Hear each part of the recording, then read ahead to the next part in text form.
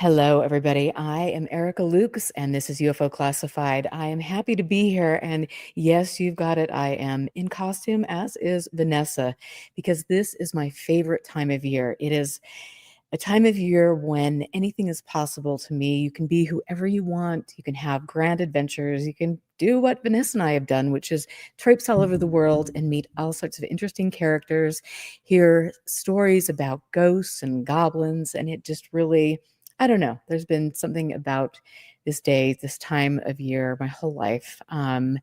So I am really excited to have you here. I hope to have good comments in the chat tonight. But has been on both UFO Classified and Expanding Frontiers Research before.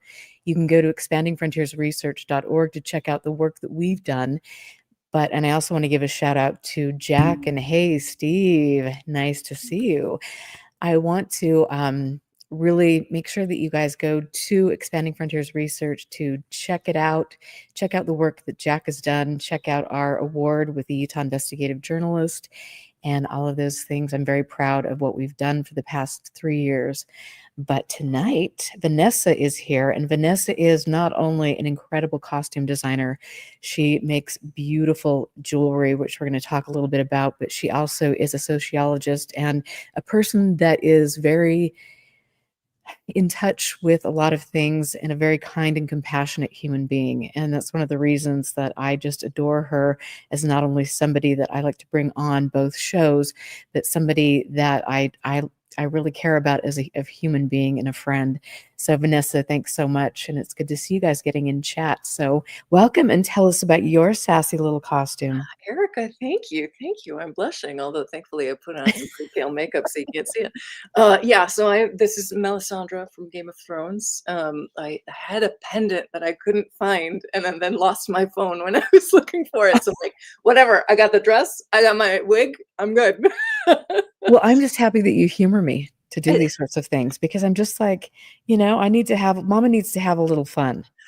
And, like COVID really messed with my Halloween mojo. So Totally. I went from Yes. having, parties every year to not having parties, and I need to get this back. So this is like my celebration for Halloween. Okay, good. I love it that we're starting 2 weeks early, and then so hopefully you can get a whole bunch of celebrating in costume wearing, trick or treating.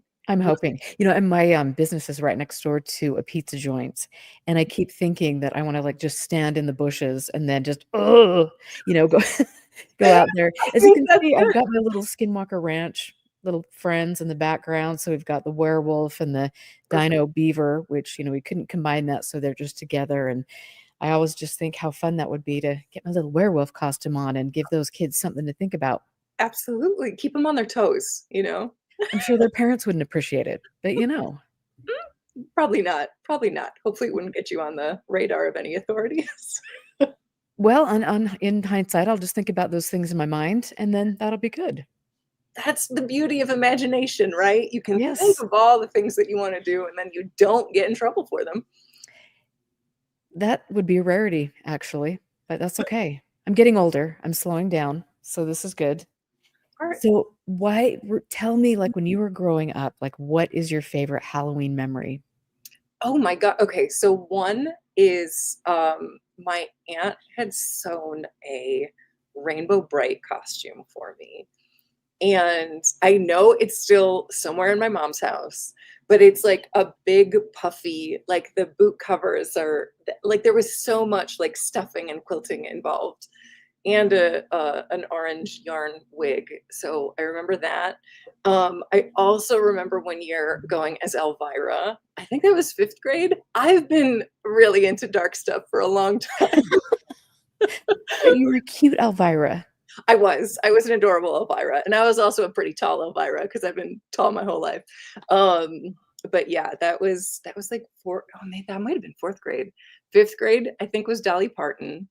Oh, Yeah, hello, big, Dolly. big blonde wig. Got two like dodgeballs and like put them on her. And I mean, what did the kids at school say? I mean, I went to a Montessori school, so they all thought it was Okay, hilarious, well, and they're all weirdos, so it was great. good deal. Yeah, That helps. yeah, absolutely. Yeah, Yeah. oh my gosh, I remember, like, being a dancing bear, I think, in kindergarten, and having Wonder Woman in 3rd grade and all of these fun costumes, and people that listen to my story or my show know that I'm traumatized by the gnome, the Oh, giant gnome, and, I had grown, like, in 5th grade, I shot oh, up and I was taller than any of the guys, yep. and so my grandma decided to make my costume, which was horrific. Like, literally, I don't even know if I could obviously, I can't get over it. And so she had me We're talking pose in about the it, so freaking garden, in my garden gnome costume, oh my and it god. was so freaking traumatizing and bad, being a foot taller than everybody, that I just have to you just have to laugh. That's it. You laugh through the trauma, and then hopefully you need less therapy for it. Maybe. Yeah, Maybe. I don't know, I'll have to see if I can get the gnome in here. Okay, so let's talk about, like, you were mentioning to me that yeah. you have been involved, like, you love going to different haunted places, Yes. and so you've been to a few, and so just don't we're not gonna talk about the gluing. Things are gonna fly off tonight. You know what? It's like kind of works with like the skull, like you're kind of decomposing. Like, did you ever watch Death Becomes Her? I loved that. Oh, yes, that was such a great movie. Yes. So it's just like parts of you coming off. It's fine. It's fine. Good. Yeah. Perfect. Yeah. It's thematic. Yeah, I have been interested in ghosts and all sorts of weird things since I was a kid. I have been to Waverly Hills twice. And I really love that place. I love the vibe there. It doesn't feel like dangerous. It just feels like it just feels full. Um, I've done like Estes Method stuff there, went like into the body shoot and was doing Estes Method because I'm like, well, if I'm going to get anything anywhere, it's probably going to be here. Um, yeah, and just explored with friends various haunted locations. I don't know. I think it's fun. It's like who knows what we're actually talking to, but it's a fun experience. So tell if for people that don't know about the Estes method, Yeah. I'm just learning about it through you, but tell us what that is. So, for paranormal investigation, a lot of investigators will use something called like an SB7, and that is or a Frank's box, right? Depending on what you have access to. But it's a device that sweeps radio stations. And the idea is that if you want to talk to anything in the space, as the device is like sweeping through the stations, the ghosts or whatever can use the whatever is being broadcast to string together a message.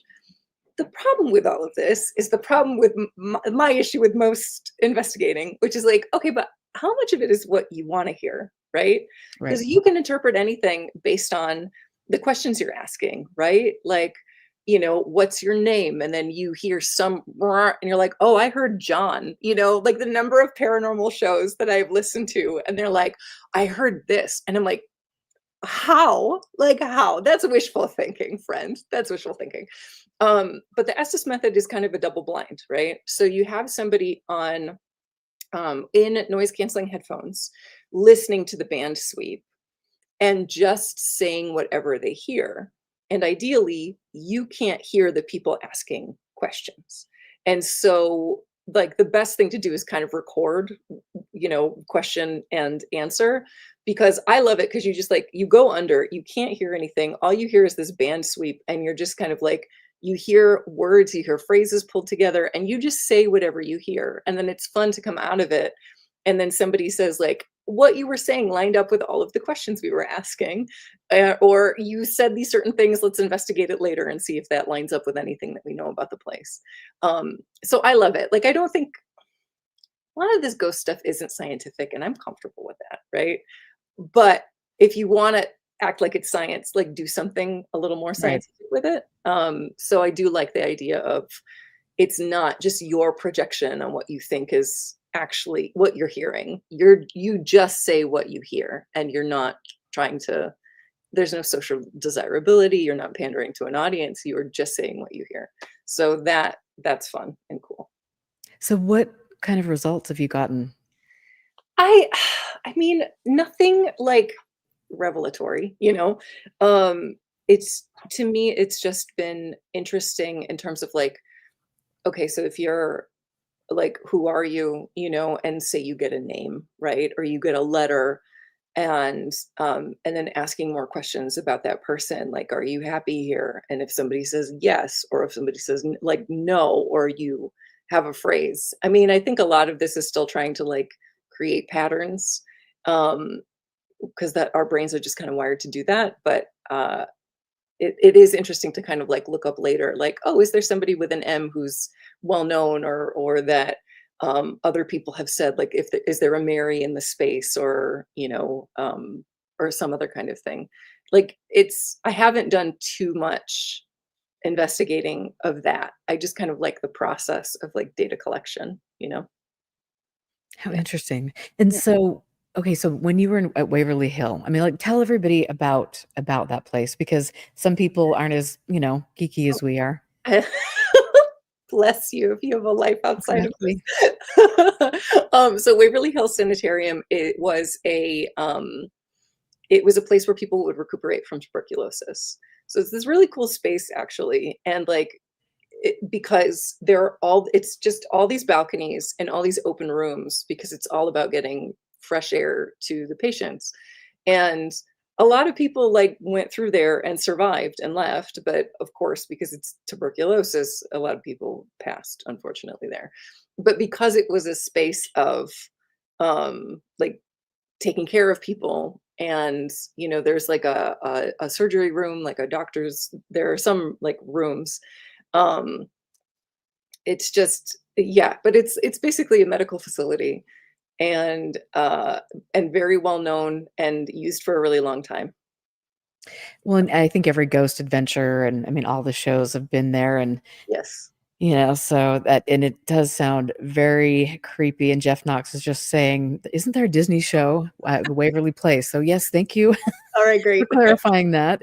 That was actually when I was really into this, like 15 years ago. That was a place Yeah. that I wanted to go see because I thought it would just be a kick. But I've got to just really quickly, I want to show you the gnome.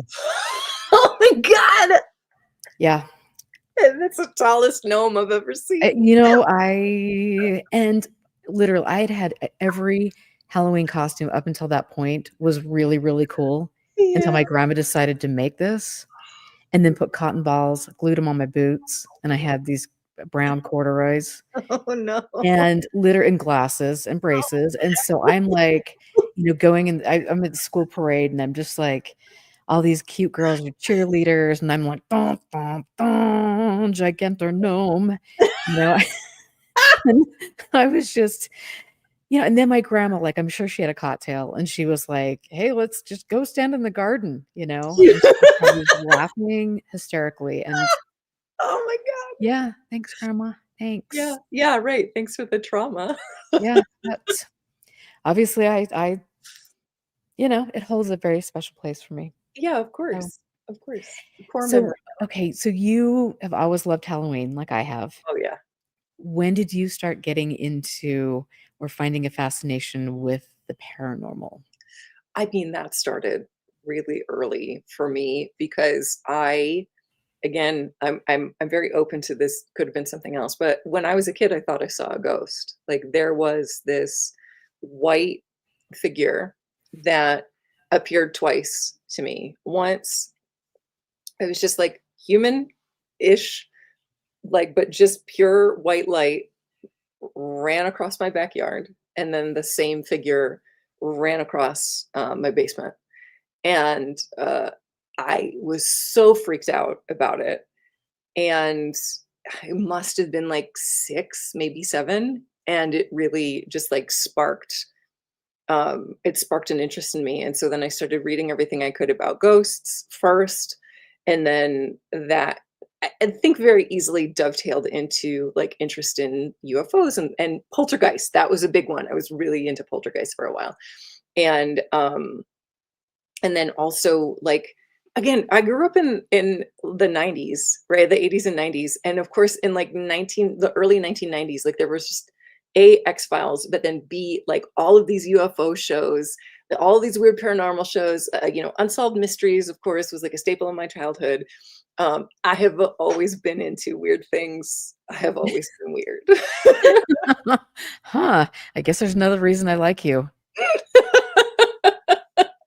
I mean, honestly, like sometimes I look at people that are not into weird things and I just go, how do you exist? Like, aren't you bored? I'm I just so know. stunned, I you know know? that's, and then other times I think, well, they seem to be doing quite well. So maybe I should have, you know, They do seem a little more well-adjusted, but I like the trade-off, frankly, to be unhinged, but also have more interesting interests. yeah, I agree. And Steve, thanks for sharing your memory about Halloween in the chat room. So it is fun and Unsolved Mysteries. Yeah, I loved That was a good Unsolved one. Mysteries. That was another great show back in the day that encompassed all sorts of things, and Yes. I Bermuda loved it. Triangle, spontaneous combustion. Like, I thought those would be bigger deals when I was older, but sadly, no.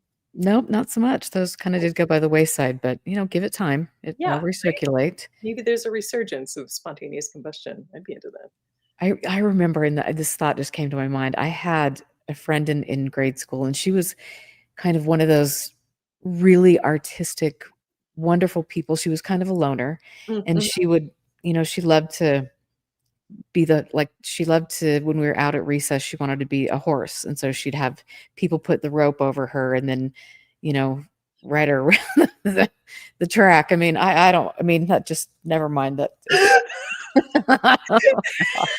I'm sorry, I don't know why that Okay. took me out, but that is hilarious. Okay. We could go places and we're not, because I think everybody just went there without us even saying. Um, anyway, yeah, so she was from her parents were German, and she was very just eccentric, and I loved her for that. But we would go over, she'd stay the night at my house, and she would think that there were spirits, around. And I Interest remember a couple times she had to call her dad to come get her because she was so frightened, and I'm just like, okay, interesting. interesting. Yeah, so that was very interesting. She was very sensitive, or It I mean, here's the thing, again, my opinion about the paranormal has very much evolved over time, right? And I feel like now, I don't know, are you familiar at all with like hyperspace, the idea of multiple dimensions? And yeah. So there's this book called Surfing Through Hyperspace, which I absolutely adore, highly recommend. Also references the X-Files like all the time. And talks about this idea of like, potential entities from like other dimensions as four-dimensional or higher dimensional creatures that we only see like a three-dimensional cross section of because we exist in three dimensions in a linear time dimension, right? So we if like I think about this in terms of like Bigfoot sightings or things like that, anything that people see multiple different versions of, and it's like, well, to me, that makes sense that there is some higher dimensional entity that people are just seeing three-dimensional cross sections of. So somebody might only smell something in the woods, like smell sulfur in the woods, and somebody else might actually see a hairy beast, or something is leaving a footprint, something like that. Um, I think if you are sensitive, like I was a very sensitive, I mean, I still am, but I was a very sensitive kid. I do think I saw something. I don't know what I saw. Could it have been like anxiety? Also, possibly. Mast cell activation syndrome can do some pretty wild things to you physiologically. Um, but I think when you are sensitive and getting readings of like energy or other things going on, it's you don't know how to contextualize it, right? Because you're just a kid and everything is happening for the first time. And so you're still figuring out like fine motor skills, right? How do you make sense of seeing a weird shadow that shouldn't be there, feeling an energy, a heaviness, a presence that doesn't feel right, that freaks you out. So yeah, I do think kids are exceptionally sensitive to that. And and again, how do you contextualize any of this that happens? You just again, use the word ghost because that was my kind of right. introduction to it, right? Like thankfully there were a bunch of like weird ghost books in my school library, my Montessori school when I was growing up, so I could read about all this. But like I said, my opinions about all of it have very much evolved over time. Well, it is interesting because you do have that, I mean, you're told that you're this is paranormal, this is alien, this is yada yada, and Yeah. you read make so many assumptions based on what you're told. It's And yeah. I know other people have written about this too. I can't say like I'm the only one who talks about this, but like the idea that we separate things into paranormal experiences, UFO experiences, whatever. Like, unfortunately, with the UFO community, and I won't get probably into this too much, but there are so many weird, like, political influences there. right. It's kind of hard to parse out what have people actually seen that is actually paranormal or not of this earth or not of our three-dimensional consciousness versus drones and other things, and then the ensuing social experiment Mhm, that is mhm. part of that. But the idea that these things are separate when you look into like fairy lore or you look into a lot of old paranormal, that not paranormal, old religious texts, and you're like, a lot of these sound really similar to things that people are claiming to see now. Um, so to act like it's all some separate thing, I think is also a way to control information. And I think it's also easier for people and more palatable to people. Like I'm very comfortable with ambiguity. I'm very comfortable not knowing things. And just again, like I said, data collection, right? Like what's the experience of the thing? But some people really want like hard facts. Like there are some people who are literally trying to hunt a physical Bigfoot in the woods. And like, great, I guess. But could something else be going on? Like maybe something a little more interesting than there's a lost ape in the woods?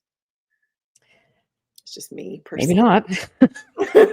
Yeah, yeah, you just never know. Yeah, Yeah. I think the one thing too that I've always loved about, like, the paranormal and ghost stories is and I love talking to people. I mean, I enjoy sitting at a bar in a little podunk town and just talking to people about their experiences and then trying to ease into the, other topics and things, but or having, people come in, people that I know that I work with and things, and I love talking about that because almost everybody claims to have had an experience. I this is something that I love to do. Like I said, I'm very open about the fact that I think I saw a ghost when I was a kid, right? And I love being the first person to initiate that conversation, or if somebody's like, "Yeah, I think I saw something weird," and I was like, "Oh, well, I saw a ghost when I was a kid." And then people like, as soon as they know you're safe, right? It feels very similar to, like, UFO sightings as well. If you think like, if somebody realizes that you're not gonna immediately think they're a crank, they will tell you their weird experiences. And to me, those are some of the coolest stories that people have. Like, what did you see? What did you think that you saw? Like, what was your experience of seeing this thing? That like, what a cool way to get to know somebody, talking to them about this kind of stuff, how they talk about it, like, because it leaves such an impression on people when you experience something that isn't quite right. It stays with people. They still talk about it. Again, I have vivid, visceral memories of seeing this white light figure slow motion running through my backyard. I am in that memory when I think about it. There are very few other memories where like that left such an impression when I was that young. So, Yeah, that I mean, it is interesting. I've had some strange experiences too, and I mean, my whole life, and it's just like, I look back and some of those I can explain yeah, now, and like I talk about some of them I can't, and I don't know you know, are they paranormal? Are they, ET? I don't think they're ET at all, but it's just it's a mystery and it is very interesting. But I love hearing, I mean, just the other day, and especially this time of year, it's like my clients come in and that's, tell me your ghost story. Let me hear about it. I just want to hear a review, blah, blah, yeah, blah. And, they just have the best stories yeah. and they're very, some of them are, a little unnerved by some of the things that they've seen. So, I think there's some biological thing in us that when we have an experience of something that is outside of the norm, we remember it, and who knows what evolutionary purpose that serves. But I think it's like clearly there's some like in our epigenetic memory of like predators or things that like that like pattern recognition or that like, oh wait, I saw a shadow, you know. Um like I don't know if this has been debunked, by the way. This is something I heard on like 2020 or whatever in the 90s, but this idea that like the idea that like the belief in monsters under the bed, it comes from when we slept in trees, you know, that idea of Oh, like interesting. Hmm. epigenetics of that. Yeah. Um, Again, who knows? People were saying a lot of things in the 90s that I still remember that are not true. um, Oh, wow. And let me just say really quickly, Amy um, had a wonderful cat, and she just shared that we've all cared about and wanted to know how Dinah was doing. And I did not know, Amy, that she passed away in September. oh, And okay. so I'm so, so sorry about that. I know how much you loved your baby, and that makes me really sad. I'm sorry for that. But yeah, it is interesting. And I've been so like with the UFO thing, I've been so skeptical of all of that now, just because I have yet to see anything that I really think is incredible. And certainly the more you learn about the UFO topic, the people involved, the games going on, it just seems like a really, I mean, you and I have talked about this I mean, on we did. EFR before, Yeah. but I I don't know, the paranormal just seems to be just a little bit more there. I don't know. To me that just seems a little more plausible in a way. I Yes. don't know why. Well, I think having the history also, right? That it especially with like UFOs, A, it's new, B, it's so political, and C, again, I know we've talked about this before, but I got to give a shout out to Jack because I adore that man. Like reading The Grays Have Been Framed and realizing, oh, it's not just the same promises of disclosure or whatever for decades, but often the same people involved in all of this. I don't understand people who aren't skeptical of it. Like again, I think I mentioned this one of the last times I was on. Like my grandfather was an experiencer. Like he saw something, and after he passed, like there were a bunch of paperback books that we found. He was clearly trying to make sense of whatever it was that he saw. Now, do I think that he saw a UFO? Who knows? But he saw something that, like, again, the public consciousness, the idea it was a UFO. To me, it's different when like again weird paranormal stuff. And actually my friend Courtney Block, she goes by Liminal Librarian, and I got to connect the two of you at some point, because or the three of us got to be on a show, because that would be a riot. But is she talks about the idea of like Rhea White, extraordinary human experiences, right? Mhm. So this idea that what people experience isn't out of the ordinary, right? It is part of the human experience to have the, these like glimpses of another world or another kind of experience, right?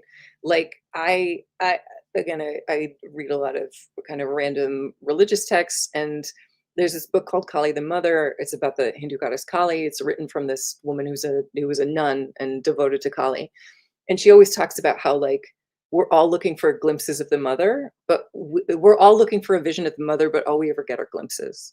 And I love looking at that in terms of the paranormal. Like we even were talking about this, right? Like people want, again, they want an EVP, right? They want of like people talking. They want to think that a ghost is communicating with them. They want to think a ghost is like moving a light ball around in a haunted room, you know? And to me, the paranormal is so much more subtle. And in those ways, it's so much more profound, right? Where, like, say you're missing somebody who passed and you walk into a store and suddenly their favorite song comes on. Like these kind of subtle ways that the universe operates, that if you're turned into, like, have this profound meaning. Um, and again, that like the conversation of, is it a paranormal experience or is it extraordinary human experience? Like, I like that reframing because it's again, it's not something that's like outside of us. It's something that is part and parcel to the human condition, and that we can engage with differently if we think that, like, and understand it as this is something all of us experience at one time and another in our lives, and can have fun with. So yeah. Oh, you're muted. Of course. Maybe it's better that way. It's a sign. I mean, I'll keep yapping, but it's your show.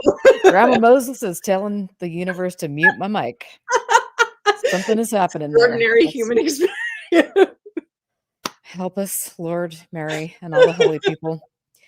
Yeah, I don't know. And I'm sorry, I just want to go back to chat because first of all, it's Yeah. Steve and Rachel and Amy and Jeff. It's nice to have you guys in here and talking about, different experiences and the journey that all of you have had. And I appreciate that. That's one thing I love about doing the shows is just having that feedback from the audience and things. So, and Jeff, congratulations on all of your new work that you're doing on UFO updates. That's very, very cool.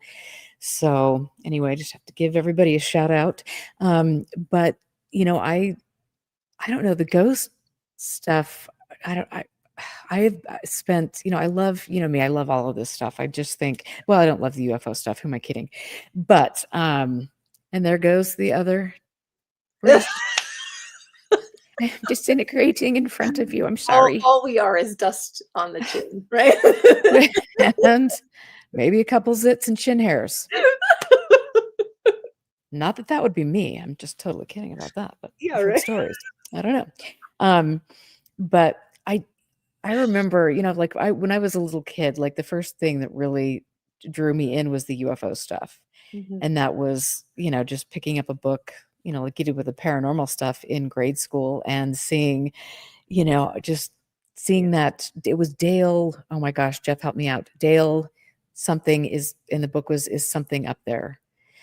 And seeing the UFO on the cover, and it's like, oh, and then that's probably exactly what I did too, because I was kind of nerdy. But and then just like having, the Bigfoot and all of these things, and then Amityville Horror, and oh my Lord. It was just like really dark and fascinating, and it made you just think that all sorts of things were possible. And and speaking of Amityville Horror and things like that, or The Conjuring, and I just want to get your opinion on, people like the Warrens, Ed and Lorraine Warren. I mean, they've, yeah, and Ed and Lorraine Warren, and if you guys don't know, they were very prominent in the ghost space for a long time, and were very religious people, and were involved in Amityville Horror and different things, and people either had certain thoughts about them or they had opposite thoughts. But what are your thoughts on the Warrens? Oh boy. My immediate thought, which is again, I think that they have unfortunately poisoned a huge uh, uh, portion of paranormal investigators, and I think this has happened over time. eh, That everything is a demon, right? Like, Right. if you're, eh, and it's so hard to me because I grew up evangelical, right? So I actually Right. understand the like religious component to it because everything is either from God or from the devil. I don't espouse that anymore, right? To me, there are, and it feels so limiting. Like, if you have this like infinite creator God, like, wouldn't there be all sorts of like beautiful, incredible things in the world, right? Um, but it gets really dangerous because as soon as you label something, well, this is demonic, and then you never get to investigate what anything actually is. And this is my same critique of most like paranormal investigators or like Bigfoot hunters or things like that. They've already decided the thing that they are investigating and Right. trying to find. And so you are, again, the sociologist in me is like, okay, if you have already decided a thing is a certain way, all you're going to do is find evidence that supports your thesis. That's all you're looking for. Or not even your thesis, your theory, right? You've already decided this thing is demonic. So then everything that you experience is framed in the lens of this is a demonic experience with a demonic creature, right? And then Right. it also informs people how they approach haunted locations, right? Because how many times have you seen, and maybe chat has a better TV watch history than I do, right? But how many times have you seen like paranormal shows and they go into haunted locations and the investigators start yelling at the space, taunting whoever is there to do something because, oh, I've already decided that the things that are in here are demons, so I'm going to treat them horribly, right? Now, this is the worst part. If you think that it is haunted by something, you think that it's a spirit that hasn't crossed over and you're tormenting them in that space, like that's evil. That is actually Right. an evil thing that you're doing. Good point. Hmm. I think about this a lot. Yeah. Oh, that is really true. I mean, Yeah. that's it. It is. Yeah. It's Yes. and you look at, and I've just got to show this picture because this Oh, was yeah, yeah. on Please. one of my little adventures. Yep. Speaking of I was gonna say. people yelling at other, you know. Let's talk about extraordinary human experiences. This is the exact guy I had in my head when I was Yeah. telling that story. Well, yeah. Yeah. There you have it. Yeah. That was fun. That's meeting Zach Bagans and seeing all the like girls, like just, Oh boy. oh Yeah. my Lord. This is like a small town in Idaho, and they were Yeah. filming an episode and Slim Pickens there too. So they're oh all my Lord. Oh pale my on Lord. I the just back. and I it, it was just fun to sit back and watch. It's like, Of course. yeah, but I Yeah. mean, definitely you have like the, Ghost Adventures crew. I mean, all these crews that, like you said, they're just getting in there, whether it's for ratings or they really believe this. I think it's just ratings, but just Totally. taunting and, I'm, like, I don't know, just Well, going down these rabbit holes. and that's the thing too, because it's like it again, if somebody came into my home and started yelling at me, you better believe I'm going to start throwing things around. I'm going to be yelling back. I'm going to be calling them names because they have intruded upon my space, right? Like if somebody broke down the door, I would not be like passive, right? So then this like reaction to an intrusion, to abuse, is treated like, oh well, as this is confirmation, we're definitely dealing with a demon here. Like, pardon? Yeah, I don't know. I just think it's, and again, the danger to me, aside from all the demonic stuff, right, is the idea that other people learn from this, and then this is how they engage in these spaces because they've all decided that certain things are certain things. There's no curiosity, there's no sense of play, there's no Right. sense of exploration. Um, Alex Matsuo, who I know through the paranormal community, talks about like going into a theater and singing and the reactions, like the EVPs, the pickups on all of this stuff, like the energy shift, because whatever you think a ghost is, if there are ghosts, right? If it's like energy residue, but it is resonating with like the use of the space for the purpose it was built, right? Mhm. Like you have a theater where people have been singing and acting and all of this stuff for decades. And then somebody comes in there with that energy, and Right. the response you're gonna get is so much different. Like, again, but if you unless you have that curiosity, unless you are engaging, like, the willingness to learn as opposed to imposing what you believe on the space, like, again, to me, it's so much more the exploration is so much more interesting than just trying to confirm what you already believe. Right. And I do, yeah. And again, it's like, you prime yourself. You're reading all these ghost stories, and so you think that, you've got, Yeah, this is what you're dealing with, and it just is kind of ruins it for really trying to get a true, genuine experience. And I think too, like, I mean, places like that have energy, and they carry energy. I mean, whatever anybody wants to think about that, but it just, That is something I definitely believe. Again, I don't know where I land anymore in terms of what these things are, but I know that energy is real. And again, we are constantly expending energy as we walk through the world, right? So it would make sense that objects or places that we have some attachment to is going to carry some sort of residue of the people who are in that space. But again, so to I wanted to bring up, there is this plantation, and I'm not going to remember the name of it now. I've got the little zine over there, by Josh Darren, and he talks about how there's a story of this ghost on a plantation. I think it's in Louisiana, and the ghost's name is Chloe. And Yes. Yep. yes, and there's no record of any Chloe actually living on this plantation. Really. Truly, yes, zero And record.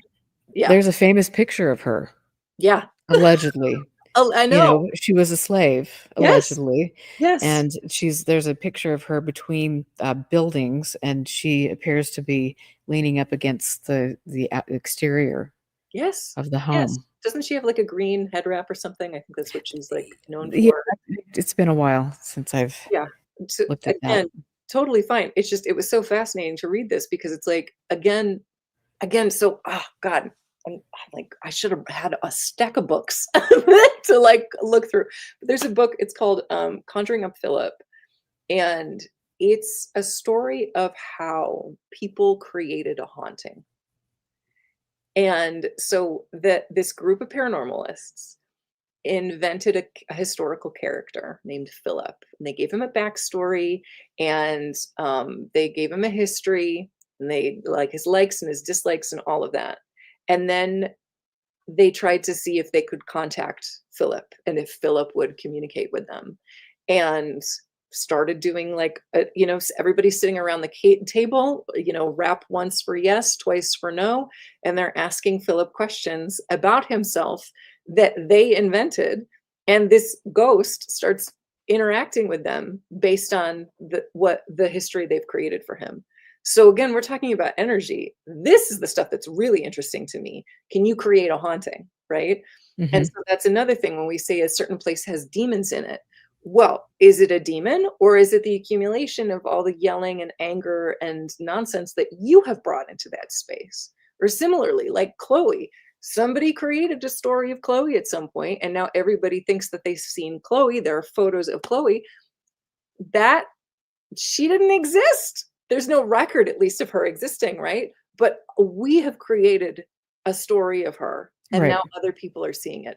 That to me is way more interesting than saying I saw a dead person. It's like, wait, but what is that actually? Like what are we actually looking at? What is actually happening?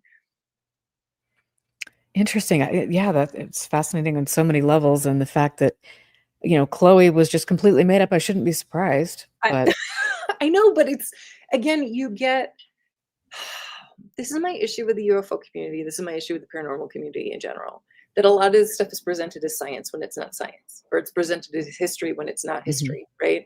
And you trust people because if Right. somebody's coming forward and saying that they're an expert in something, you listen to them because why would they lie to you, right? Except that everybody lies for money. So there you go. But it's just this like it gets so it's so dangerous and messy, right? It gets so dangerous and messy. You really have to be careful in terms of what you're doing, what you're putting out there, what you're consuming, who you're trusting. It sucks, But again, folklore gets transmitted. That's what I was saying about like there were a lot of television shows in the 90s. Well, boy, they were lying to us, But Yeah, absolutely. I don't know at And the and time. s so name the b tell us the name of the book again, The Oh, Haunting of Phil? sure. It's Conjuring Up Philip. Conjuring Up Philip, I okay. think it's by, like, Iris something or other. It's out of print. I'm pretty sure you can find it on archive.org. I was trolling, eBay for a while and then found a copy. I got a copy that looked like, somebody had like, a vampire had bitten into it. And I Oh, was well, like, that "That's makes it the all the copy I better. want." Yeah. A little character. Yeah, right? Just 2 little, like, canine holes. I was Oh, like, "That's cute. me." Aw, Who knows if that's aw. actually what it was, but it looked like it, and that was enough for me. Okay, I like it. Added character. Yeah. Um, so let's go back to the Warrens for a second. Oh, yes. Sorry, I took us on a tangent. No, it's okay. I love your tangents because Oh, I do thank the God. same thing and it's fun. You never know where we're gonna go. But like I mean, ADHD is the what do best you I know, yay. But what do you think about them? God. I I think they had an agenda, and they their entire career was to further their agenda, specifically the religious one. And I think they have done a huge disservice to the paranormal community. Interesting. How so? Again, the whole demon thing. And again, Okay. that has evolved over time. And I think it kind of meant something different. Like again, now that everything is so charged, especially with like evangelicalism, Right. you say demon, that means something very specific. And that is actually, and it like you're opening the door to a whole other layer of like conflict, right? Um, but yeah, and again, that idea that like the danger of claiming that a thing is a certain thing. And yeah, Steve, exactly. Like again, especially because so much of this is so charged for so many people. Again, I'm like, I think I saw a ghost. Maybe I've had a lot of weird experiences. I'm also willing to hold that I could have hallucinated the whole thing. I'm willing to hold both of those because I don't ultimately know, right? All I have is my experience. Um, and so again, when you have people come in, a thing is a certain thing. Here is our entire agenda about it. Um, and and you prevent any interesting research, interesting philosophizing about it. Like again, to me, I know I keep repeating myself, the exploration is the fun of it, right? Like what is this thing? Or not what is this thing? What could this be? Right? Because especially if you're dealing with something paranormal or something that exists outside of our normal human experience, why do you think you can name the thing, right? You are Right. imposing your logic, Right. your framework on the thing. Again, if it is a four-dimensional creature that we're only seeing a three-dimensional cross-section of, it's rude to be like, this three-dimensional cross-section is the whole thing. That's it. If you think otherwise, you're wrong. Okay. What's the fun in that? I'm Right. just, yeah. Well, I mean, I guess, too, it does have, I mean, it does cross the line into what is my big complaint about the UFO Yeah.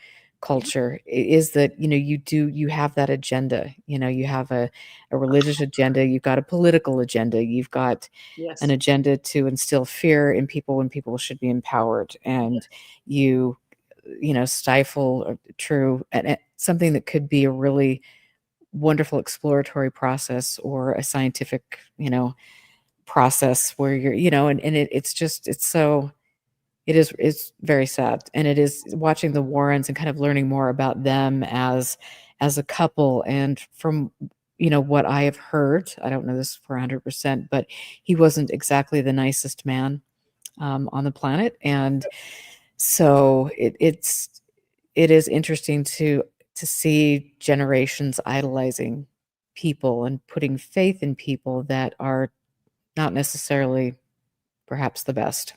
This is, I've been thinking about this a lot outside of the paranormal, outside of anything, that so many things in our world are little cults.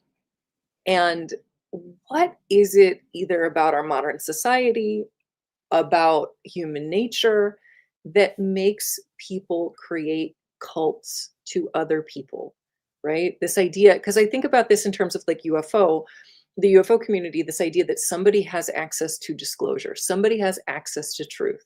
And so then you elevate this person because they have access. And then you dismiss often very real concerns about them being misogynists, racists, abusers, Right. fill in the blank. Oh, but they, okay, but whatever, they have access to yada, yada, yada. And there's so much of that with like, oh, well, the Warrens, you can't say anything bad about, like the Yeah. people who are Warren boosters, you literally cannot say to them, I don't think these were good people. They think you're bad. They will attack you. And it's not just them. There are so many weird little cults in the paranormal about certain paranormal personalities, and God forbid you say anything about them, because you will be the target of a harassment campaign. Yes. So it gets really, again, so much of this gets so dangerous so quickly. And again, it's not just limited to the paranormal, like, or the UFO or any of that. Like, this seems to be a like at least a countrywide issue where like I think about like people who stream, like playing video games and things, like, even if just Right. people just live stream whatever, and they develop these followings, these literal cult followings. And again, if you bring up legitimate concerns about their history, about what, like, things that they've said that are kind of dicey, what's wrong with you? Oh, you're just a hater. Oh, you're whatever. It's like, really? You can't entertain any kind of criticism of this person? If you can't, that's a cult, period. Like, it's so, I just have been thinking about this so much, because it also feels like anybody can create their own cult. I'm like, what is in us? What is wrong with us? That we're Right. doing this to the elevating oftentimes some of the worst people, or people with some of the worst ideas. Hmm. Who could we think of first in that regard? Yeah. Yeah. Yep. It is really interesting. And right now in the paranormal field, you've got the Conjuring house that is up for sale and Right. things, and to watch that whole brouhaha, and then to watch this crew from this show going after this crew, that just like, oh, mama I mia. Here's the interesting thing too, because, like, yes, of course, this is a well-known site of hauntings or whatever.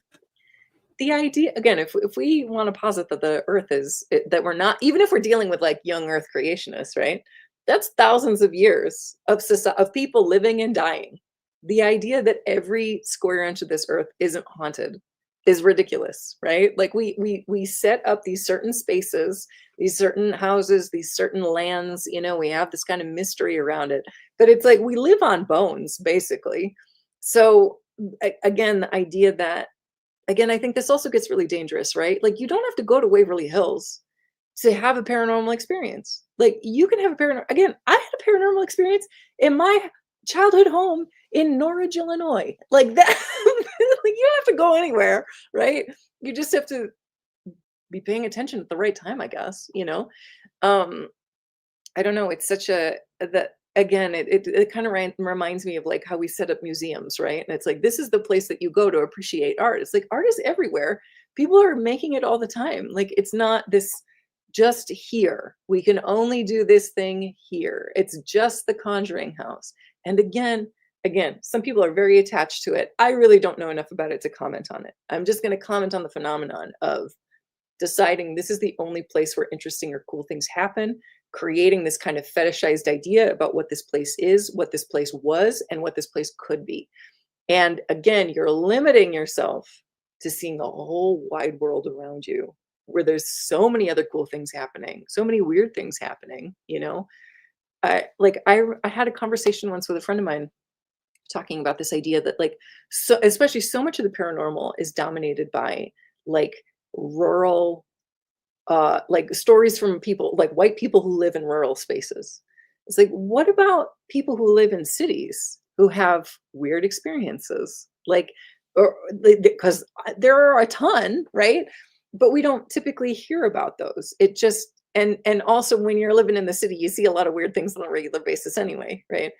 And so it's just it gets, I don't know, it's just so very limiting, and it's kind of sad to me. Like, but people, I think, want to, like I said, this idea of, like, again, everything is a cult. I keep thinking about this all the time. Like, the idea, well, we have to protect the Conjuring house. Like, this is where things happen. This is like the birthplace of the thing. And it's like, and like, and what about another thing that could be happening that's even cooler or weirder? It is interesting. And yeah, I don't know. People are special. again, I think a lot of people want access to, they want they want access. I don't even think I need to add something onto that. They want access. They want to believe that they have access to like secret or special knowledge. Right, right, And right, so right. they will put up with, again, I see this a lot. I saw it a lot in the paranormal community. I'm not as involved now, but, and you've seen it in the UFO community. People sometimes with really troubling criminal histories, and that gets waved away because of the belief that these people have access to true knowledge. That's, again, I don't think you should ever sacrifice humans for quote unquote sacred knowledge, right? Like Right. that's always dangerous territory for me. And so, can you give us an example of something like somebody, a figure in the paranormal world that you would liken what you're talking about Oh. to? Do you want to? Jesus. There, oh, I'm going to try to be vague here because I don't want to, I don't think anyone here would care, but they Google search themselves. So I'm going to be careful. But there are certain people in the paranormal who have created, like, how do I put this? There are multiple people in the paranormal who have created weird parasocial relationships with their fans to the point that their fans call them their friends. I'm sorry, if you're spending anywhere from 5 to 50, I think $100 a month to be part of a Patreon or to be part of a Facebook group, those are not your friends. You don't pay your friends, right? They're making money, and fine, good for them. But it creates these dangerous situations where you think that like, oh, well, these people have access to knowledge that I don't have. These people are doing interesting things that I've never done. Whereas they're actually just gatekeeping the old books that they have found, right? Mhm. Um, because this is another issue in the paranormal community, where everybody is so desperate to claim that they are the originator of an idea Mhm. that they don't cite the people that they got their information from. Now, again, I have a research background. To me, it is way more powerful. It is way more interesting to be able to cite your influences and their influences, right? Because Right. I like tracking a lineage for an idea. Because again, an idea of like evolution of ideas, evolution of practice. That to me is really cool because if you to the ego of claiming that you have invented something out of whole cloth is really dangerous, and it's wrong, and it's also like embarrassing because all of us are informed by all of the things that we have watched and listened to. Again, like how many times did I watch Unsolved Mysteries, right? Like I said, like in I still have like memories of watching that show and like old photos of like purported spontaneous combustion, like it's so that stuff informs me and informed like research or reading or anything else that I then did later. Right. I'm fine citing all of these things because I also, and I think this is a big one, I have confidence in my own original syntheses for ideas. So I'm fine with citing somebody. Oh yeah, I read that. Like again, talking about both Rhea White and my friend Courtney Block. Like, the, yes, like I have learned so much talking to Courtney about Rhea White and about the paranormal in general. We have these incredible conversations, and like again, we're sharing knowledge with each other, and then coming up with original syntheses on our own, which we then come together and then come up with more information. So it gets really dangerous when somebody is like basically just doing the Mothman prophecies, like a modern version of it, but and like citing the book, but in a way, but like just actually just doing it, right? And like making it modern and then acting like it's some original synthesis or that nobody has thought these ideas before. Right. There were paranormalist societies for decades, again, who were doing this work, again, conjuring up Philip, like this book, this idea of a haunting, creating a haunting, really powerful. But because nobody wants to cite anybody, because they're the super genius who came up with all the special stuff. You don't have this lineage, you don't have this history. So many of these books are out of print too. the whole tradition gets lost. Again, a sociologist, I care about research, I care about history, and I care about archiving things. Everybody is replicating the same stuff. It's already there. Build off of the thing that's already there, and then come up with something new. And that is really interesting. Knowing the paranormal field, I think you're right. There really is, that people don't cite sources for stuff. They are And not. because again, it's like the Wild West, like the UFO world, people don't hold them accountable. Yeah. This is another thing. Like I said, so many of these books are out of print. So unless you know what you're looking for, you don't find it, and you won't understand why this is actually, oh God, like there was, I'm going to forget now. I packed a bunch of books away because I thought I was going to be like responsible and organized, and couldn't find the books that I wanted to like bring on the show today. But there's this book that if I find it, I'll message you, and then hopefully we can like reach out to chat and send it to them. But it's Rosalind. Oh, I'm going to forget her last name now. Wrote this book in the 1960s. That is basically, again, this idea of like, so that's another thing with like Rhea White, that whole paranormal society was talking about extraordinary human experiences in one language or another, right? So the idea that, or the idea that maybe it's us, that, because that's where I've kind of landed in terms of the idea of hauntings and whatever paranormal experiences. It's us. We're alienated from ourselves, and this is us communicating back to us to try to reconnect us to a deeper energetic spiritual experience, right? And these paranormal experiences jar us out of this linear, three-dimensional space, and that's the point, right? To remind us of who we are. Anyway, that is also not an original idea, like people were talking about this in the 1960s, and and again, people keep repeating the same things over and over again in like Goblin Universe and other books like that, where it's like these are the same thoughts. None of you are citing anybody, and then now your book is out of print, right? Because that's another thing. If you don't cite your sources and nobody cites you, all these books go out of print, and then they're just like in the wind. Unless somebody puts them on archive.org, they're gone, or nobody knows where to look. Nobody is building on anything. Again, if you want it to be science, if you want it to be treated as a rigorous academic discipline, and not everybody does, but some people do, you have to treat it that way, right? Cite your sources, create an archive, identify the threads of your theory, right? And your beliefs. There's nothing wrong with building on the work that other people have done if you cite it properly. But so many people think, and I really don't understand why, that it's only valuable if they invented it. Like, you can't have an original synthesis, Right. The only truly original thing I have heard is, there's a book, I haven't read it yet. It's basically the idea that sorry, that clowns are like the original demons. That like the imagery of demons, or the imagery of clowns is from like demonic imagery, like medieval ancient demons. And that like they're Nephilim.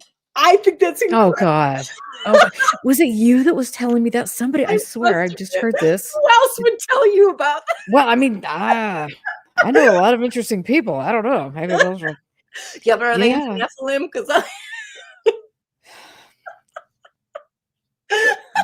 that's a really good point. Oh my Lord. I mean, and again, I Okay. hear it's very well cited anyway. I need to look through it. Again, citation needed. I have to look through it to make sure. But again, you can come up with your own bonkers theory. Like, that's great, but show your work. That's all I'm asking for. Because I want to be able, I've talked to Jack about this. If you come up with an idea, or if you cite something, I want to be able to go and check your sources to see that you have actually interpreted it or are referencing it correctly. Because there are a lot of things that people cite that aren't are not actually what the academic papers say, but they know people aren't going to go and read them. They know people aren't going to go and read the books. I check the box because I'm wired that way, right? I But think you're like one out of like how many millions of people that actually does that. yeah, I know. I mean, especially like That's nowadays, awesome. just to go, I mean, now I'm like, I mean, seriously, like every day I just think, what what is going on? Like, how did we become so freaking clueless I that we don't even have the ability to freaking fact check things? this is the thing that gets me so much. It's basic critical thinking. It is basic fact checking. And I I don't know why this is, well, I do know why it isn't, because if people actually really thought about things, they'd be questioning everything. But like it, the idea that you just accept what somebody tells you. I don't want to like out her too much, but my cousin sent me a conspiracy thing, and it was Ooh. about vaccines getting sprayed on vegetables. That like the people who weren't vaccinated, and chose not to get vaccinated, that they were being force vaccinated by vaccines being sprayed on vegetables. And I immediately responded, I go, not only is this not happening, this is physically not possible. Scientifically, this is not possible.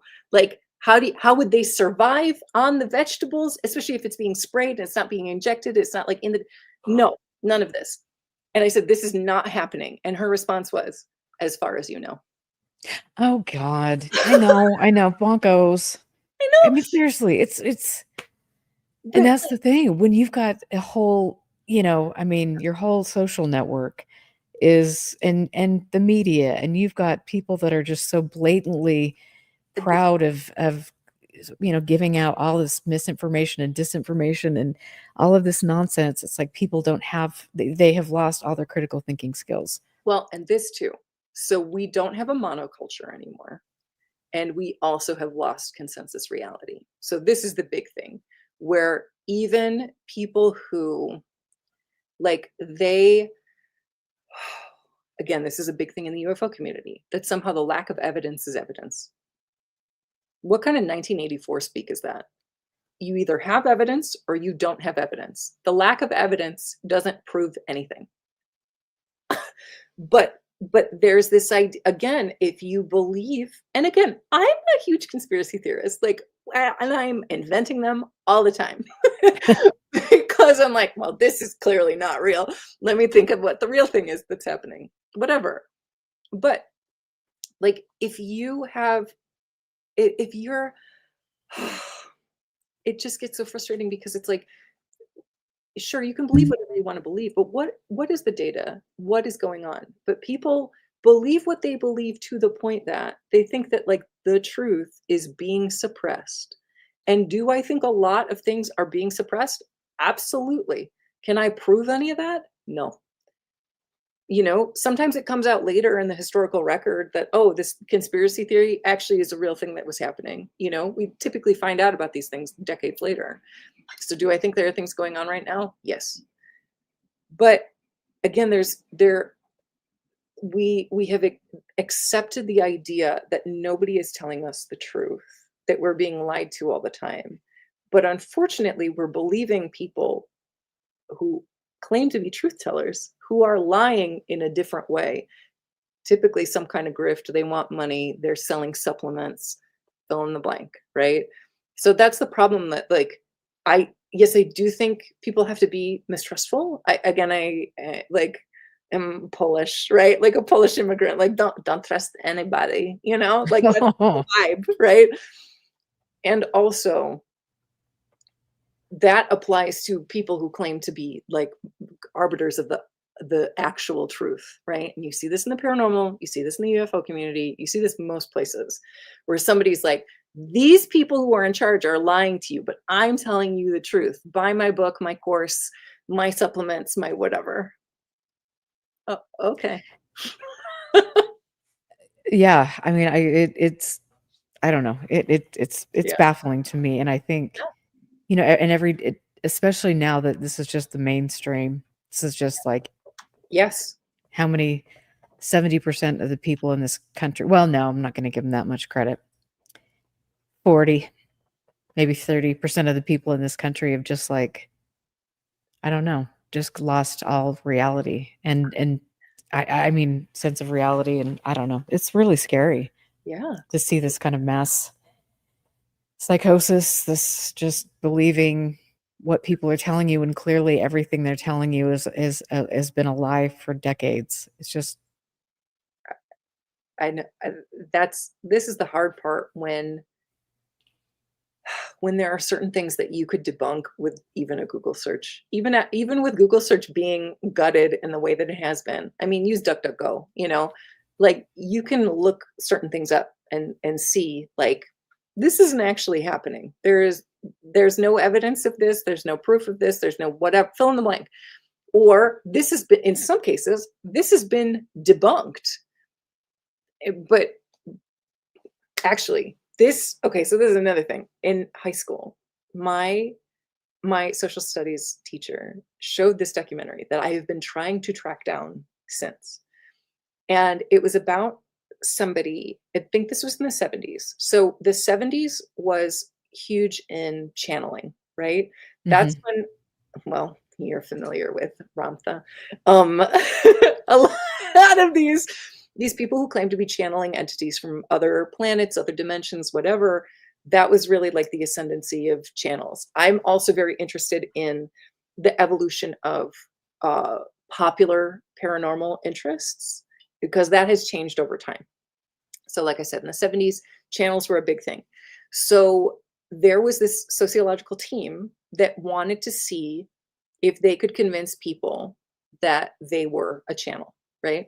So it was like, I can't remember if it was like a married couple. It was definitely a guy and a woman. And what they did is the guy put a racquetball under his arm. And so he would press his arm to his body and have somebody take his pulse. And it would feel like he didn't have a pulse because he'd cut off the circulation, right? And so that was the idea. He had gone into his trance to channel. So somebody checks his pulse, doesn't feel a pulse.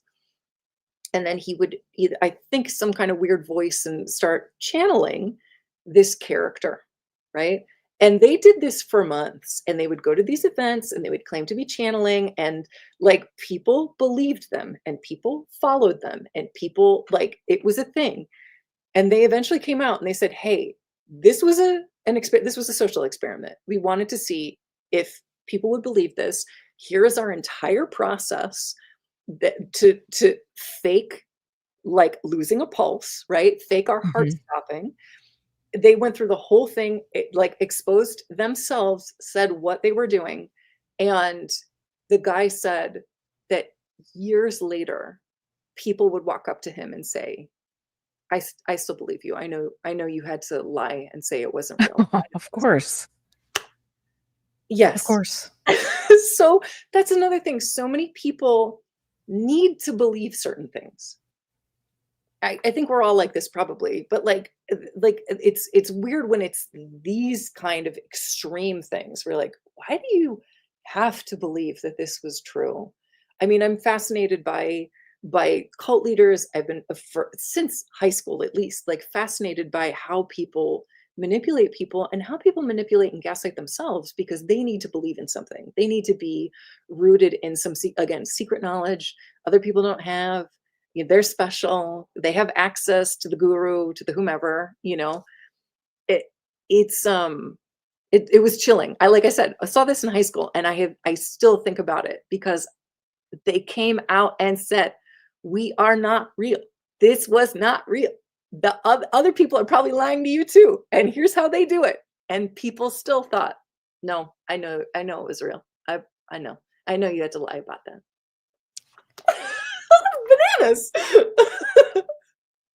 I mean, yeah, well, there's yeah, I mean, yeah, and I just think of so many examples of the UFO world, where it's like, okay, MJ-12. No, this has been completely debunked for years, for decades now, and there's more evidence as to, the facts of what was going on than the actual truth of that narrative that people are still like Yes. the people that are the UFO gatekeepers and stirrers of nonsense, that have been doing this for decades. They're still promoting this crap, and it's like, Okay, so yeah, somebody comes out to Barry Greenwood and people that researched MJ12, and this is actually completely bogus, and then they're a plant, a government plant, and all of these things, and it's just like, Yeah. my Lord, people. So this is the stuff with like ancient history. So YouTube algorithm, I stumbled across or was fed videos about Flint Dibble, right? And I'm going to forget the guy that he's basically debunking. Graham Hancock, that guy. Hmm. So he was just like, okay, you want to believe in an like old society, ancient society, like an ancient society that predates all of our ancient societies, right? Where's the proof? Where's any evidence for any of this? And the argument is always, well, we haven't dug in the right place yet. Like, okay, we've Well, done that's a good argument. I get it. We've only excavated like whatever decimal percentage of the planet, right? Because there's a whole big world out there. But if you do enough samples and you haven't found anything, and you're still arguing that something, not only the theory that something could, the idea that something could exist, the hypothesis that something could exist, but like claiming that people who are trying to debunk this hypothesis with actual evidence are disinformation agents or chaos agents or whatever they want to do to debunk anybody who actually has like a book like a book, photos, evidence, stratigraphic evidence, like it's the same in the UFO. Like, again, the lack of evidence isn't evidence, but enough people believe that it is. And I, it just doesn't compute to me. Again, if you want to believe it, that's fine. But a belief and scientific evidence are two very different things. That's right. Bring it home, mama. Yeah. I know. It was like, let's get dressed up on Halloween, and then I'm just going to go on tirade after tirade about the lack of substantial evidence in multiple fields. But hey, at least we look good doing it. I mean, Right. I don't know what to say. Yeah, I mean, it's fascinating, and I think both of us have been through.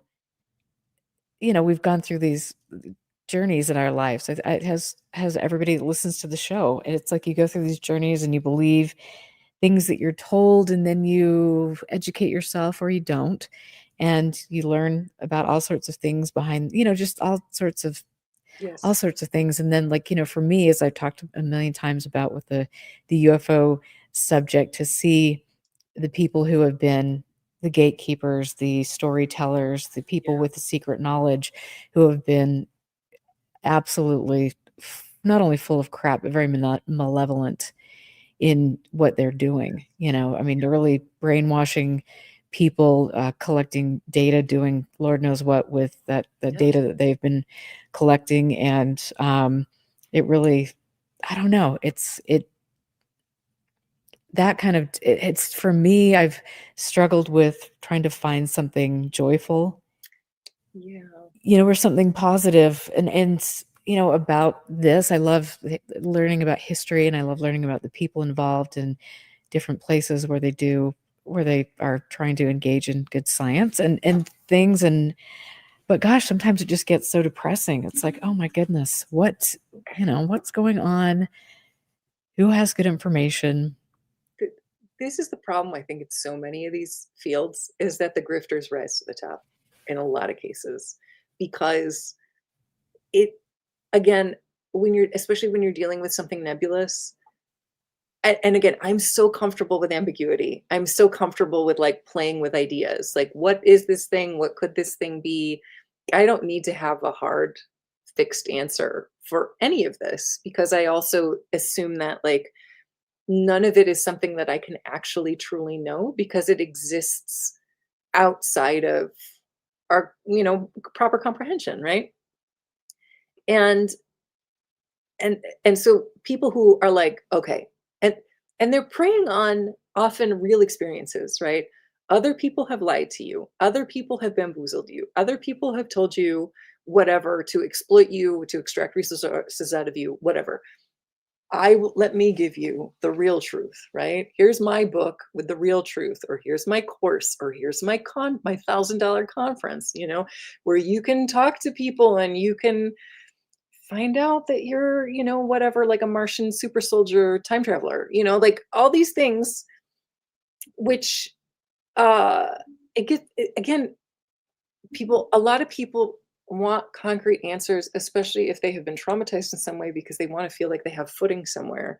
And Right. even if something sounds ridiculous, but somebody is saying it confidently, they'll believe them and they'll believe it. And then they'll feel secure, even if it's a false sense of security. And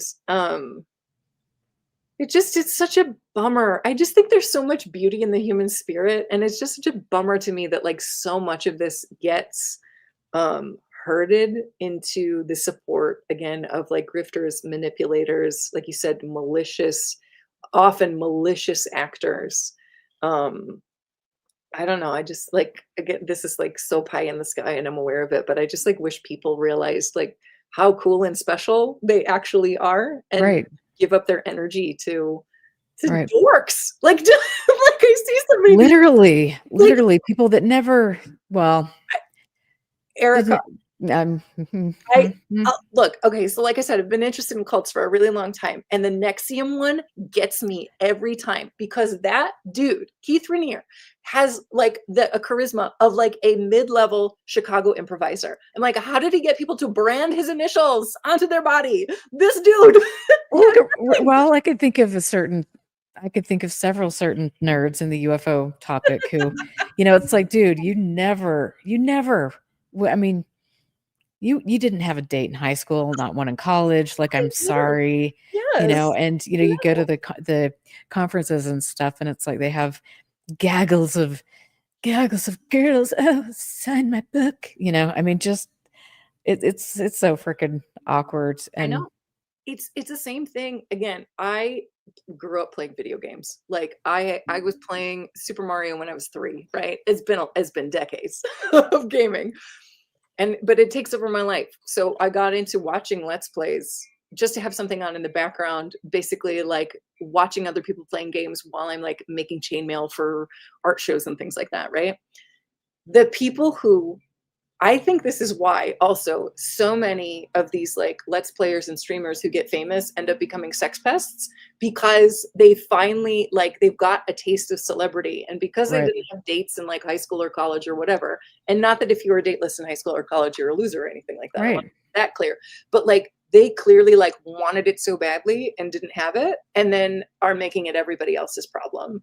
And so it's like they're because it's, again, it's dorks that people are like making fan art of, and it's like I don't know, I understand like liking somebody or respecting somebody, but also like, don't you have something to offer? Don't you want to honor yourself? Like, don't you want to create beautiful things for you instead of, I don't know.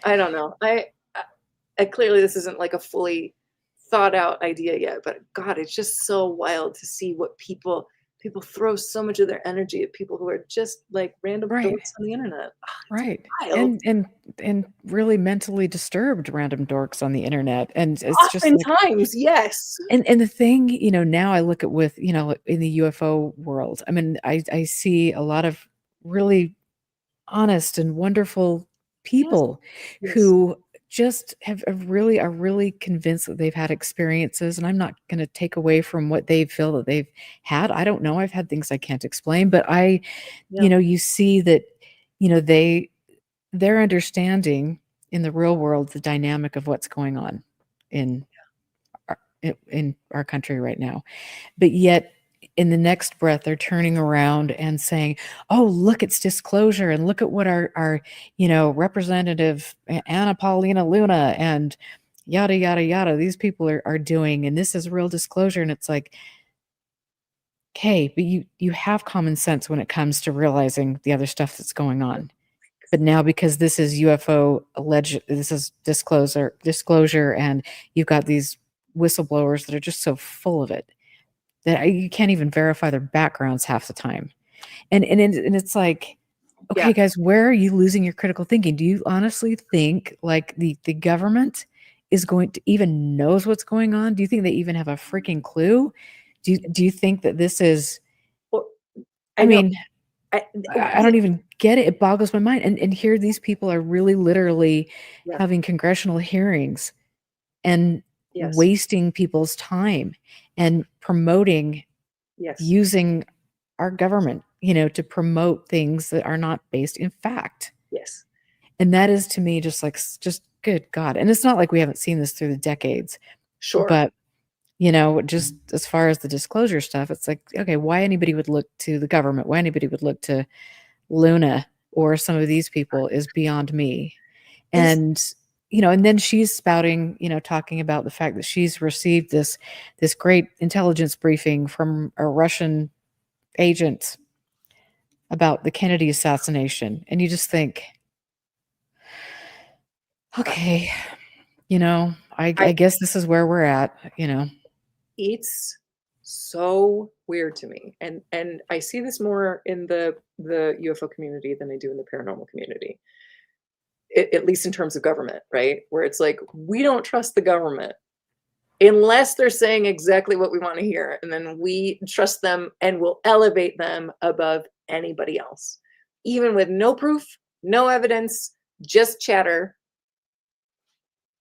Like either you trust them or you don't trust them. Either you think this is an entity that's lying to you about a lot of things, or you don't, right? Like it's just weird to me when you have, like you said, when people shut off their critical thinking skills, and it's really just because they want to believe something, or they think again somebody has access to this great secret that will finally be revealed, Like one of the things that I realized very early about the UFO community, long before we met, was it like, at least it felt this way, that like people who believed in UFOs, or certain people who believed in UFOs, they needed to believe in God, but that they were either too cool or too smart for God, right? Because they yeah. needed to believe that there was some grand conspiracy out there, people working in their favor, aliens working in the service of humankind, no evidence of any of this, no proof, or you could interpret whatever, again, you can have whatever conspiracy board you want on the wall with a bunch of red string, right?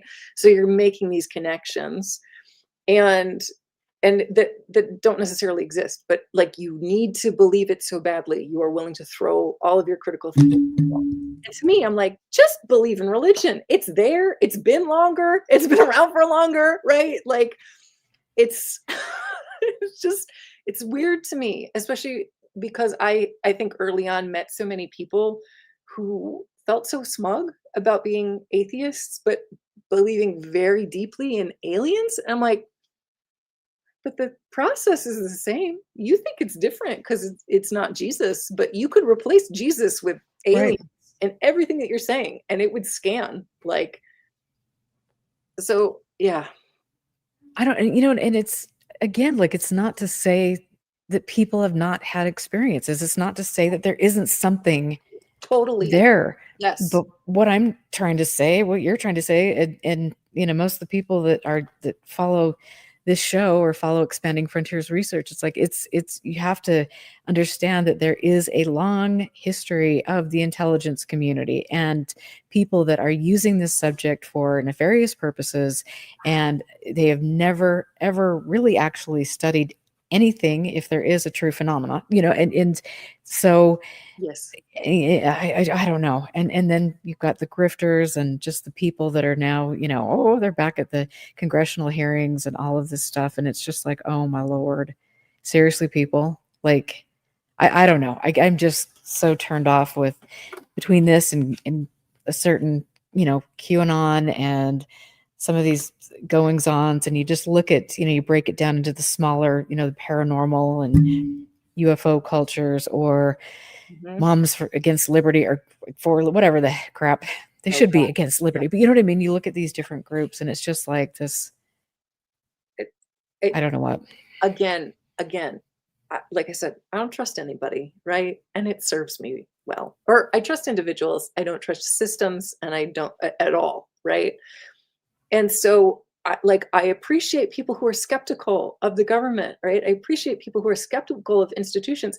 You can even be skeptical of like medical research, right? Because there are a lot of things a lot of studies that come out that aren't properly operationalized, right? There was just recently a study that came out about like HEPA filters in classrooms.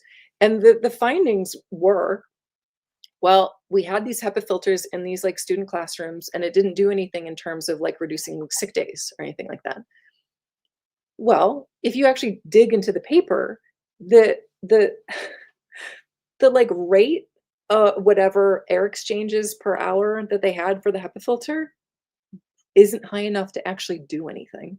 It's like it should have been like, and I'm pulling these numbers out of thin air, but it was like 10, it should have been 10,000. It was only like 3,000, like whatever air pressure. Like it was so low enough. Of course, it wouldn't make any kind of difference. But then people can cite it and say like, well, we don't need to have air filters in schools because they don't do anything anyway. This is a needless expense and this is useless. So yeah, be critical of research. Don't accept what you see, what is cited. You're like, again, sometimes people pick a headline and they don't look, or they look at the abstract and maybe they look at the conclusion and then they're like, this is what this academic paper says. Good. Be critical. Be curious. Be like, But understand too, like understand that you can have questions. And I think a lot of good people, I mean, do have questions, but then they're turning to news sources or places that would appear that they're credible. That's a places for information, and they're actually created by bad actors. And people are not even, you and I have talked about this before on Expanding Frontiers, but it's like there's so many websites now and so many ways that people or organizations or governments can build or pick up a website and pretend like, hey, this is the Guardian, and on the front face, you're clicking a link because it looks like it's the Guardian, but then you're getting information that is from somebody that has, bad intentions. I mean, I've talked about this. Like, Yes. I can't remember how I don't think I said the name of the client, but again, I work in public relations, right? And had this client who, again, I media monitor all of my clients because I want to know what people are saying about them, right? I get a Google alert. There's this press release that was put out, and it was syndicated to a bunch of different places that I hadn't heard of before. And the organization that put it out was a Chinese organization. And I'm on the phone with my boss, and we're trying to figure this out. And I said, I think this is the Chinese government that put this out on our client. And I did some digging, and yes, it is the National Wire Service for China. That got syndicated my gosh. 20 different online news sources, most of which one claimed to be like the Illinois Times or something like that. A bunch of places that claimed to be in various places around the world. And thankfully, one of my media monitoring software, like the programs, indicates where the publications are actually located. And most of them were out of Australia. So it's like, oh, interesting. Yeah. Oh, well, this was wild too, because it's like I suddenly knew, like, oh, who is syndicating English language Chinese news, right? So then I'm like, okay, well, all of these are clearly just feeding whatever propaganda they're trying to get out there. I've never, now granted, I've only been in PR for a few years, but my boss, who has been in PR for a lot longer, had never seen anything like that, had never heard of anything like that happening before. It was so bananas. I'm, again, still like clearly incredulous about the whole thing. So yeah, again, there are independent actors. There are also state actors. There are corporate actors who are trying to get certain ideas out there, trying to normalize certain things, or in some cases, just trying to destabilize societies and destabilize information because they make a lot of money off of that. Absolutely. And so Amy wanted me to ask you if you've heard any disinfo pushed out through Falun Gong. Oh, is that the Epic Times? Are they that? So there is this is a wild thing in PR. So I'm a part of many services and many online like newsletters for reporters who are trying to get stories done, and the Epic Times comes up all the time, and I don't pass those along to my clients because it's the Falun Gong cult, but they're trying to mainstream themselves, and trying to get reputable people for their stories, which is again this like reputation laundering that happens. Again, you got to be so I as annoyed as I get at people, and I do very much, there is so much happening now that people are not prepared for, are Right. not educated about, and don't know how to actually deal with, right? I looked up epic times because they just kept coming Yes. up in Yep. queries. I was like, Yep. "Oh, okay. These will never be in the inboxes of my clients, period." Right. But if there are people who want if they want publications, this is another crazy thing about media, again, working on this side of media. People want the publications. And so there's this weird kind of dynamic that happens where, again, Epic Times is trying to establish themselves as like a legitimate news source, and a bunch of people are trying to establish themselves as legitimate sources Hmm. and experts. It help again if people aren't looking. It helps if you are like, oh well, I was quoted in the Epic Times. I'd rather get my clients in like Newsweek or Time Magazine, but some people will just because they want the publications, because again, most people don't look behind the headline, past the headline. They don't do their own research. They're just like, oh, this is another news outlet.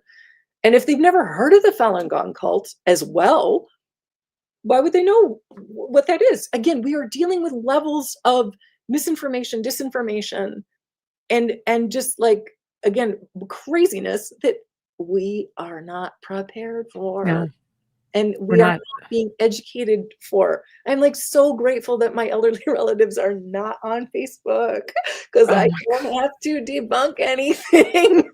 Well, and that's the thing. I mean, like you were mentioning earlier, like with Google searches and stuff. I mean, I mean, stuff is literally stuff that you could find a year ago is not available. Like you cannot find, you're getting, it's just Yes, amazing to me to see what we're not getting, to see what we are getting, to understand, like you say, that most people, I mean, 95% of the people don't have a freaking clue, they have no. because we haven't been educated, and that's the thing that makes me Yes, angry about, I mean, we've had a long time where our government and where we as responsible individuals should have been taking this upon ourselves, or we should have had people that were leading us, elected officials that should have been giving us information about, the way that this is moving, the way that, like, and I've talked about this a lot, the people that have been bought and paid for yeah, by specific groups, state actors that are heavily funded, who are promoting a narrative that is, like you've got, these figures that emerge out of nowhere, who are ex special forces, who are, yeah, they're talking about UFOs, and they're talking about the CIA, and they're talking about, all of these things, and they've got this, the money behind them to build this facade and yeah, to create these followings, but their agendas are all very similar when you look at the way they roll things out. yeah, They're talking about all sorts of things to make them look like they're knowledgeable about all things, yes, and, the cool bro, but they've got an agenda, and that agenda is to create distrust and push people down really dark pathways. And it just, it's like, we, you and I again have talked about the fact that other countries, Eastern European countries, have been a lot more proactive when it comes to educating the public yeah, about the way this plays out. And I guess here in America, because we felt like we're so superior and so untouchable, I- we have just been sleeping on the freaking job. And now there is no hope at all yes, that yes. we are going to have a clue. I think about this a lot, that like, again, that, well, especially like in terms of sociology, right? The idea of enemy, where it's like things are changing so quickly and the norms aren't catching up with any of it. So you have all of this rapid technological change, rapid social change around the technology, and nobody knows how to deal with it, right? Like we don't have conversations about like, okay, be really careful of what you see online. I mean, like it's so funny because I think about like, growing up, like I said, in the 90s, and the like getting on the internet for the first time, and there was actually like education about saying like, you don't know who you're talking. Again, this is so wild to me, right? That it was instilled in me at a very early age in school You don't know who you're talking to. Right. Anybody can say anything about who they are online, especially behind an anonymous profile. They can say anything. So you might think you're interacting with somebody. It could be completely different, you know? And so I don't know if where we lost this, how we lost this, but all of a sudden people will follow anonymous accounts and believe, and this is on and this is like both sides of the political spectrum, by the way, because you have a lot of like blue check accounts that we're talking about, like alternate park service, or Right, right, right, right. like, wasn't that weird that there were suddenly all of these blue check accounts on Twitter that were claiming to be like insiders in various levels of government, but weren't actually saying anything that hadn't news that hadn't been broken somewhere else sooner, you know? Yes, yeah, and I mean, honestly, and I've been paying attention to that, and it's amazing how many people follow that and are promoting that. And it's not like I've seen anything that's necessarily bad that that group Sure. has put out, but and correct me if I'm wrong, but it's all information that's out there. And I, so what are they doing? Like, is it uh, are they yeah. seeing who the members are? Are they seeing what the members are amplifying? Like, what is the point? Again, and this might be just my sociology background, I think so much more than we realize are social experiments to see what people will believe, what they will put up with, what percentage of the population buys in, what percentage of the population initially buys in and drops off, what the breaking points are for certain things. Like, I think there is so much social engineering happening, and I think there's so much social experimentation happening, especially now we live in a global society because of the internet. You can develop profiles of pretty much any person out there and aggregates of people. And so you can kind of figure out like what you can get away with, what you can push, what you, to me, it's just wild. Again, like there are accounts on Twitter that claim to be the hacker group Anonymous. Right. What? Multiple, by the way. Yes. What?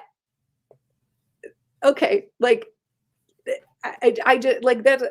These moments where my brain kind of like stops because I'm just like, you don't have any kind of critical eye towards any of this. Like, to me, you should treat any blue check on Twitter, especially if they're anonymous, as performance art, because you can't until you prove otherwise, right? Like, because again, anybody can say anything about who they are on the internet. And this is another thing, because there is so much information out there about so many different things that, like, I like, again, there are a couple like streamers who have been, or like YouTubers, because the YouTube knows me well enough to feed me like drama channels about this, who have been like outed either as predators, either as incompetent, that they don't know what they're talking about. And like people with more experience have gone through, like there's this one game developer, and people have gone, like an actual like coder, went through the code for this guy's game and was just like, look, this is bad, this is bad, this is bad. You could have done this way more efficiently.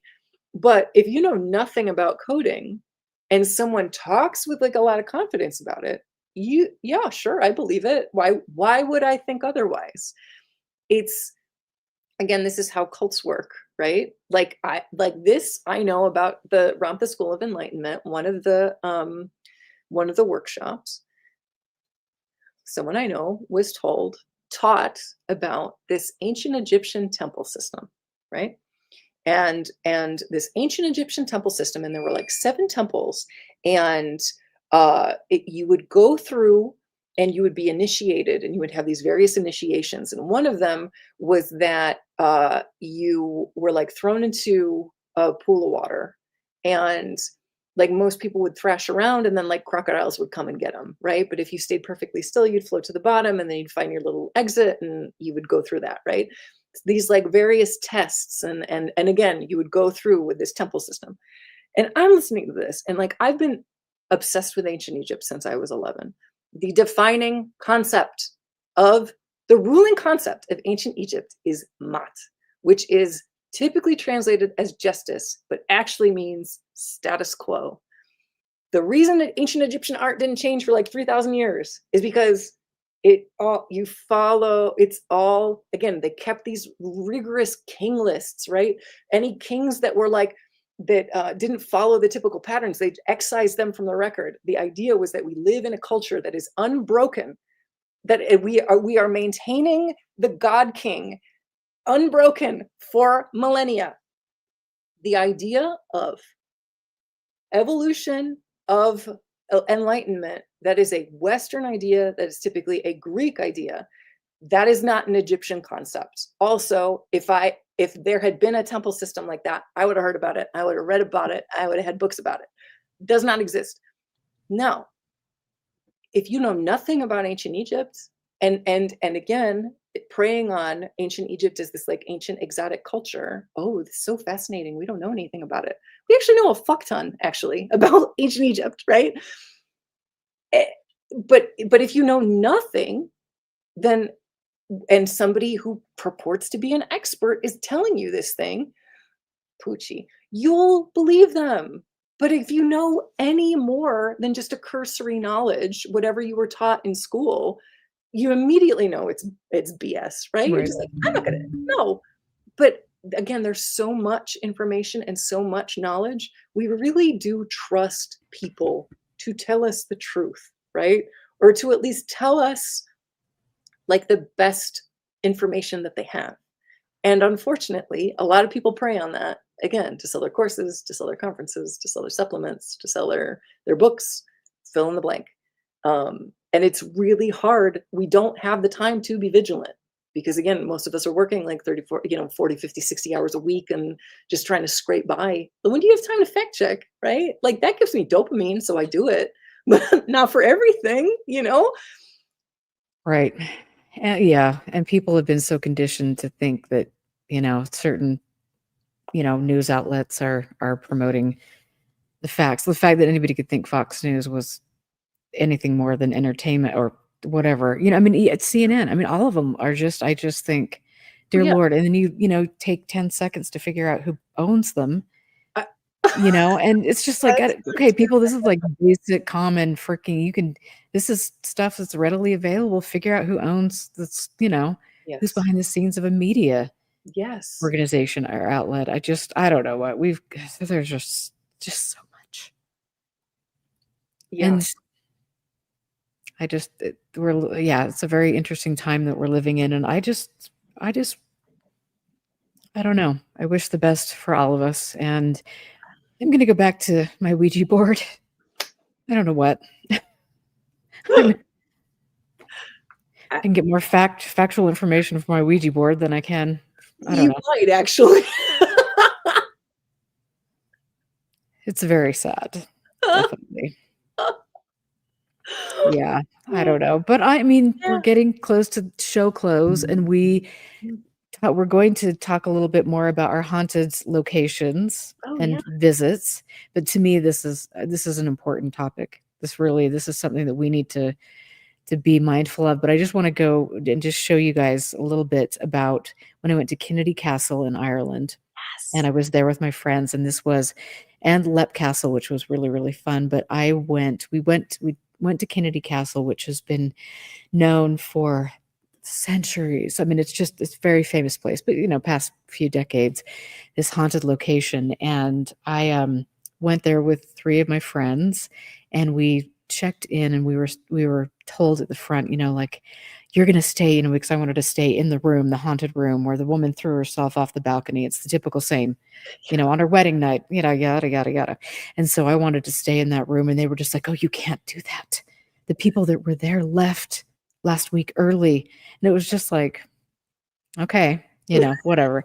And so Yeah. I am in this freaking room, and I end up staying up, I mean, until like 3 or 4 in the morning talking to the castle owner, by the fire and having whiskey and just chatting and things. And he divulges to me that, well, we were on a certain show, but yes, we actually did a lot of it just to bring tourism. Yeah. And my girlfriend who was staying with me in my room, she got so scared in her room because she wasn't hearing what was taking place down in the bar, by the, hearth. But, So she goes and stays in her friend's room.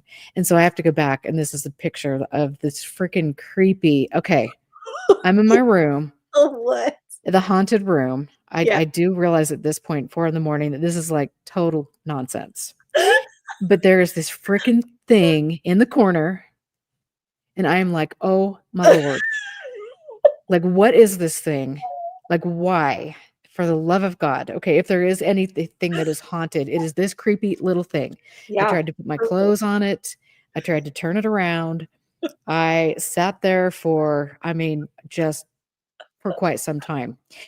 And then finally I just said, I'm out. Peace out. I went down, and I know I've told this to some of you guys who have listened to my show, but because I love this story. But so I go down to my friends, I'm trying to get into their room because I'm like, I need some sleep. And my mind is going a mile a minute, and I got to stare at this little creepy ass thing in the corner.